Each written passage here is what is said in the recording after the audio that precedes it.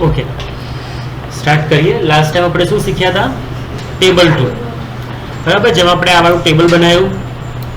ફરી એકવાર રિવિઝન કરી લઈએ. તો વર્ડમાં આપણે ક્યાં શિફ્ટ થયા? Insert tool. ઓકે, સૌથી પહેલા તો આપણે ટેબલ બનાવવું હોય તો અહીંયા ચેક કરી લેવાનું કે કોલમ કેટલી છે અને રો કેટલી છે. સો કોલમ કેટલી છે? 1 2 3 4 5 6 એન્ડ 7. ઊભી હોય એ કોલમ અને આડી છે રો. સેમ વસ્તુ અહીંયા નીચેના ટેબલમાં આપણે ફોલો કરીએ. આ વાળા ટેબલમાં તો કોલમ કેવી રીતના કરશો? 1 2 3 4 5 6 એન્ડ 7. ઓકે, રો કેવી રીતના ગણાશે? 1 2 3 4 5 6 7. તો આને 1 કાઉન્ટ નહીં કરવાનું. આની અંદર ઓલરેડી 2 રો છે. જુઓ 1 એન્ડ 2. ખાલી અહીંયા બંને રો ને ભેગી કરી દીધી છે. ભેગી કરવી એટલે મર્જ કરવું. ક્લિયર? તો આપણે શીખીશું. પહેલા આપણે જોઈ લઈએ કે આ ટાઈપનું ટેબલ બનાવવું હોય તો શું કરવાનું, જે લાસ્ટ ટાઈમ આપણે શીખ્યા હતા. એટલે ખાલી બનાવીને બતાવું છું, પછી નીચેની એક્સરસાઇઝ સ્ટાર્ટ કરીએ. અને ફોર્મ્યુલા પણ લખાઈ છે, તો તમારે ટાઈપ કરવી હોય તો લખી લેજો. Okay, clear? તો સૌથી પહેલા આપણે જોઈએ ઇન્સર્ટ ટેબલ અને એની અંદર ઇન્સર્ટ ટેબલ. તો ફર્સ્ટ ટેબલ જે આપણે જોયું તો એમાં કેટલી કોલમ કાઉન્ટ કરી આપણે? 7. તો કોલમમાં આપણે લખીશું 7. રો કેટલી કાઉન્ટ કરી? તો એક ટાઇટલની અને નીચે 18 એટલે 18 પ્લસ 1 19. ઓકે, તો આપણે અહીંયા લખીએ છીએ 19. ઓકે, ફિક્સ કોલમ વિથ રાખીશ તો બધાની સાઈઝ એક સરખી આવશે. એટલે આપણે શું રાખ્યું? તો ઓટો ફિટ ટુ કન્ટેન્ટ. એટલે જે પ્રમાણે તમે ટાઈપ કરો એ પ્રમાણે અંદર ઇફેક્ટ્સ આવશે અને સાઈઝ વધશે. ઓકે કરો. રાઈટ, મેં કશું ટાઈપ નથી કર્યું એટલે સાઈઝ નાની આવશે. જો હું ટાઈપ કરીશ એ પ્રમાણે અહીંયા સાઈઝ વધતી જશે. બાજુમાં લખું છું સ્ટોપ ગ્રુપ. થઈ ગયું? ક્લિયર? આવડે છે ને આ વસ્તુ? હવે આજે નવું ટોપિક જે છે એને સ્ટાર્ટ કરીએ. શું ટોપિક છે આજે? આ ટોપિક છે મર્જ. ટેબલ મર્જ અને ટોટલ કરતા શીખવાનું છે. એની ફોર્મ્યુલા આવશે. ક્લિયર? ચલો કાઉન્ટ કરીએ. કેટલી કોલમ છે? 1 2 3 4 5 6 7. કાઉન્ટિંગમાં મિસ્ટેક થવી જોઈએ નહીં. તો ઇન્સર્ટ ટેબલ, એની અંદર ઇન્સર્ટ ટેબલ. કેટલી કોલમ? 7. રો પણ કેટલી છે? જુઓ 1 2 3 4 5 6 7. સેમ. તો અહીંયા પણ આપણે લખીશું 7. અને જુઓ દરેક બોક્સની સાઈઝ ઓલમોસ્ટ સેમ જ છે, તો આપણે સેમ રાખી શકીએ છીએ. રાઈટ, એટલે અહીંયા આપણે લઈએ છીએ ફિક્સ કોલમ વિથ. ક્લિયર? અને ઓકે કરી દઈએ. થઈ ગયું? હવે અહીંયા જુઓ એક્સરસાઇઝમાં રોલ નંબર જે છે અને નેમ ઓફ સ્ટુડન્ટ છે, એની સામે કેટલી રો છે? 1 એન્ડ 2. તો આપણે પહેલા રોલ નંબરમાં 2 રો સિલેક્ટ કરીશું. થઈ ગઈ સિલેક્ટ?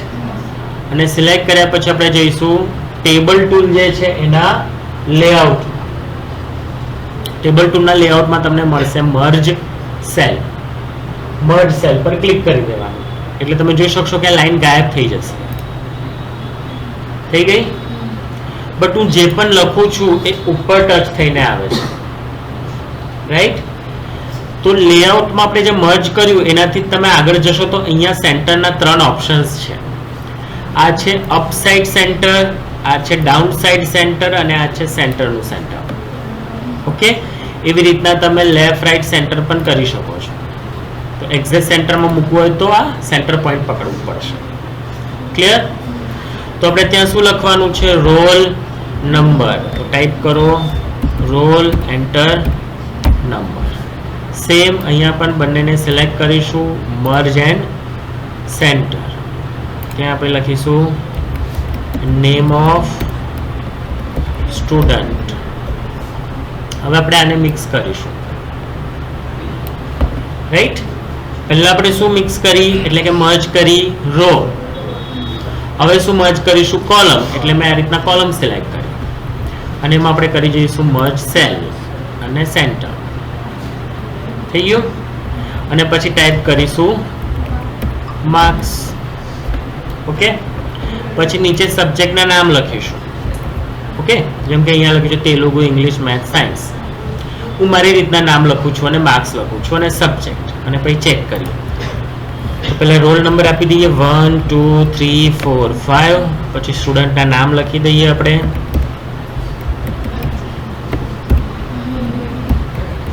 ઓકે. નામ લખ્યા પછી તમારે સબ્જેક્ટના પણ નામ લખવાના રહેશે. એના પછી અહીંયા તમે લખશો સબ્જેક્ટના નામ, જેમ કે science, SS, maths, Gujarati, Hindi. Okay. But મારે ખાલી 4 જ સબ્જેક્ટ જોઈએ છે એટલે અહીંયા હું લખીશ ટોટલ. પણ ટોટલ જ્યારે તમે લખશો તો એનો આન્સર તમારે લખવાનો નથી. એ એટલા માટે લખીને આપ્યું છે પેમ્પલેટમાં કે તમે એને મેચ કરી શકો કે તમારો આન્સર બરાબર આવ્યો કે નહીં. તો માર્ક્સ લખીશ ખાલી સબ્જેક્ટના, ટોટલમાં ઓટોમેટિક આવશે. જોઈએ કેવી રીતના. તો પહેલા આપણે માર્ક્સ લખી દો દરેક સ્ટુડન્ટના.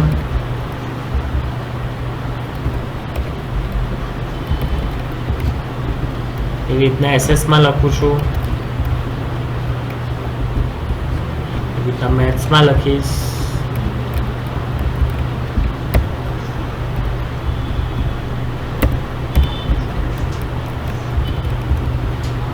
ઓકે. ડન. માર્ક્સ લખાઈ ગયા. હવે આપણે શું શોધવાનું છે? ટોટલ. તો આપણું કર્સર જુઓ અહીંયા મૂકેલું છે. કર્સરની કઈ સાઈડ માર્ક્સ છે? Left side. કઈ સાઈડ છે? Left side. ઓકે. તો કર્સર અહીંયા મૂકવાનું, લેઆઉટમાં જવાનું અને ત્યાં આપ્યું છે આપણને ફોર્મ્યુલા. દેખાયું? ફોર્મ્યુલા લખેલું દેખાશે. સિમ્બોલ છે એનો F અને X. ઓકે. ફોર્મ્યુલા પર ક્લિક કરતા પહેલા કન્ફર્મ કરવાનું કે કર્સર અહીંયા હોવું જોઈએ જ્યાં તમને આન્સર જોઈએ છે.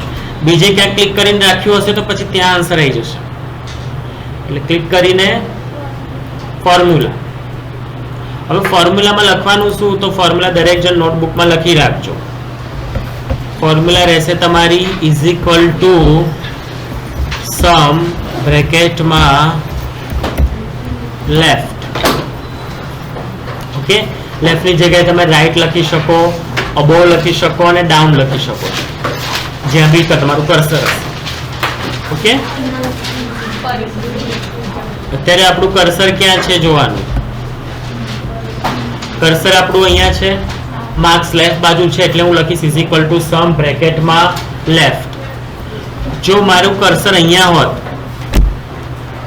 આ સાઈડ હોત, તો માર્ક્સ મારા કઈ બાજુ છે? રાઈટ સાઈડ છે. Is equal to sum right પણ હું લખી શકું છું. અત્યારે આપણે એ નથી કરવાનું, આપણે is equal to sum left કરવાનું છે bracket. Okay. Clear? Is equal to sum left. આ થઈ તમારી ફોર્મ્યુલા. ઓકે. ડન. ક્લિયર થઈ ગયું? હવે આપણે ફાઇન્ડ કરીને બતાવશું તમને લોકોને. ઓકે.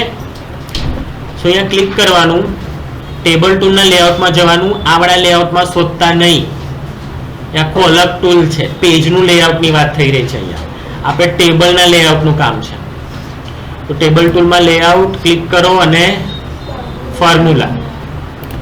અને અહીંયા જે લખેલું છે ક્યારેક ઓટોમેટિક આઇકન જશે ઇઝ ઇક્વલ ટુ સમ બ્રેકેટમાં લેફ્ટ.